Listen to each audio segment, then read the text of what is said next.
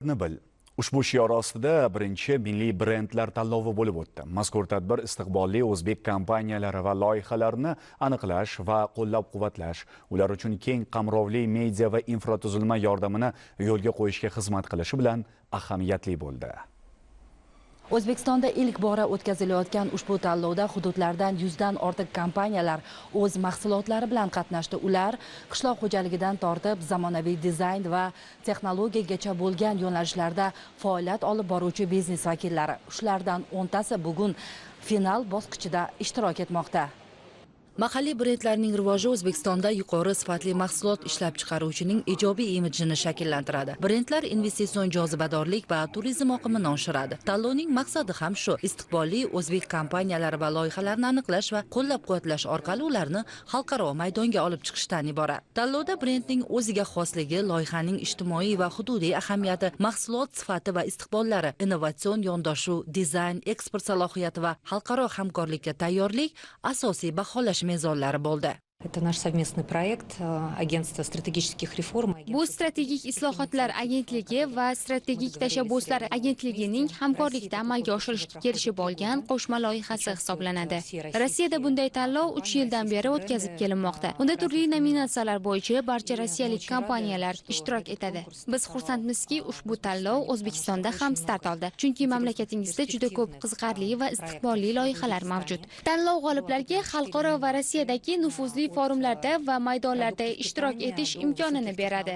Biz uchun juda muhim jihat shuki, o'tgan yili Rossiya va O'zbekiston o'rtasidagi savdo aylanmasi 10 milliard dollarni tashkil etdi.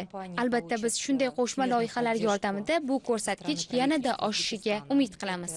Biz oldimizga 2030-yilga qadar o'zaro savdo hajmini 30 milliard dollarga yetkazish vazifasini qo'yganmiz. Aynan shunday loyihalar mamlakatlarimizning mahsulotlarini yaxshiroq tanishga va o'zaro savdo iqtisodiy hamkorlik, sheriklik munosabatlarini mustahkamlashga xizmat qiladi. O'z loyihalari va mahsulotlari bilan kelgan tadbirkorlar kelgusi maqsadlar haqida ham to'xtaldilar. Yakuniy natijalarga ko'ra, finalda qatnashgan 10 ta ishlab chiqaruvchining har biri g'olib deb topildi va Rossiya bozoriga chiqish uchun sertifikat bilan taqdirlandi. Hurmatli prezidentimiz tomonidan yaratib berilayotgan sharoitlar, investitsion muhitni jozibadorligi shunchalik biz tadbirkorlarni ruhlantiryaptiki, bugungi kunda 10 ta yo'nalish bo'yicha o'zimizni biznesimizni tashkillashtirganmiz. 25-yilning o'zida hozir yana bir yangi loyihani, meva sabzavotlarni shok usulida muzlatish yo'nalishini yo'lga qo'ydik. Rossiya davlatiga mana shu yilning o'zida 3 million dollardan oshiq eksport qildik. Mana shu tanlovda ishtirok etishimiz hisobidan 2026-yilda biz eksportimizni 10 million dollarga yetkazish rejalashtirganmiz. Hurmatli prezidentimiz va Rossiya prezidenti tomonidan ikki davlat savdo aylanmasini yaqin istiqbollarda 30 milliard dollargacha yetkazish bo'yicha vazifalar kelishib olingan, o'tkazilgan tadbir ham bunga katta zamin bo'lyapti. Ularni o'sha eksport salohiyatini oshirish, ish o'rinlarini yaratish, keyin mana shu yangi bozorlarni egallash va bunga Rossiya tarafi ham buni yuqori saviyada tashkil qilamiz deb bugun tashkiliy masalalarni kelishib oldik va bundan to'g'ri foydalansak, imkoniyatimiz undan ham ko'p bo'ladi. Mana bugungi tadbirimizda 10 nafar mahalliy tadbirkorimiz g'olib deb topildi. Endi ularga o'zimizda Rossiyada qonunchilikka asosan tadbirkorlik uchun belgilangan barcha imkoniyatlar, imtiyozlar hammasi bu tatbiq etiladi.